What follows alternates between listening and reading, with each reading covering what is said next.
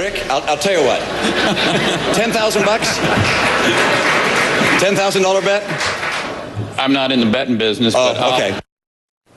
CNN political analyst Roland Martin and CNN contributor Will Cain here. They're in the betting business. They bet on a lot of things, including who's going to do well and who's not. All right, guys, 10,000. I've been on the Cowboys. You are a cowboy. Here we go, Will. Yeah, we had to predict this. Okay. All right, I'm going to try and keep Roland focused. All right, Will, help me out. $10,000, guys, that's a lot of money. All right, the average American makes about $27,000 a year. So what do you think? Is this going to alienate voters as we're talking about it this morning? Roland? Irrelevant story. No, I mean, look, we know Mitt Romney's a rich guy. Shocker. Shocker. This is one of those nice things that Washington, D.C. and people on the blogs, they get all excited about.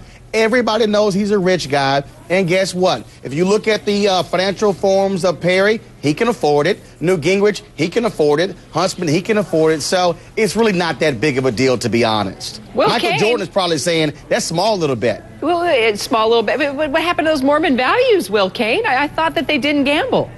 What'd you want him to say? I'm really confident that you're wrong, Rick. Or I'll make you a $10 bet. Look, Roland and I come from the land of big bets. You go big or you go home. $10,000 in Texas. It shows you're really, really confident that Rick Perry's wrong. Hey, beyond that, let me say this. Mitt is losing to Newt because Newt is seen as the man with backbone and testosterone and the one that will take it to President Obama. I got to say, at least in this respect, Mitt looked like he had some testosterone. $10,000. Put it there. Ooh, look at Roland's actually agreeing with you, Will. Right. No, actually, Will's agreeing with me. All right. Speaking of values, gentlemen, let's take a listen to Rick Perry.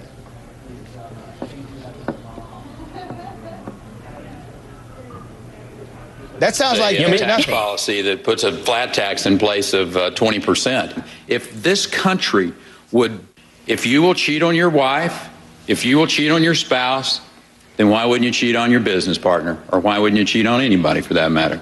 I've made mistakes at times. I've had to go to God for forgiveness. I've had to seek reconciliation. But I'm also a 68-year-old grandfather. And I think people have to measure who I am now and whether I'm a person they can trust. Whew, okay. That was an interesting moment. What do you think? Will Newt's baggage compromise his chances in Iowa? Will?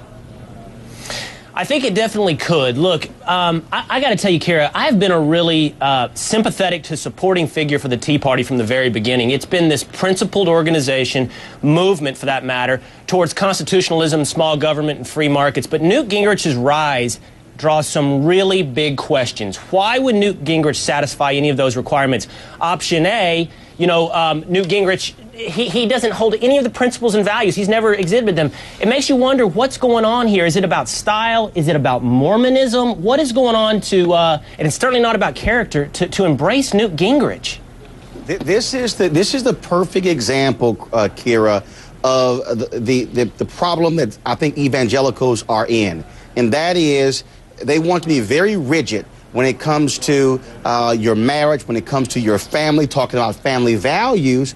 On the flip side, a big part of the Christian faith is forgiveness. And so it is no shock that Newt Gingrich said what he had to say, because he's putting them in a tough position, because he's basically saying, how can you hold it against me when your faith says forgive somebody for their indiscretions? And so that's the challenge they're in. And so they're sitting here going, man, how do we respond to this guy? And so it's a brilliant move by his part to really say what he had to say, and the tone also was important.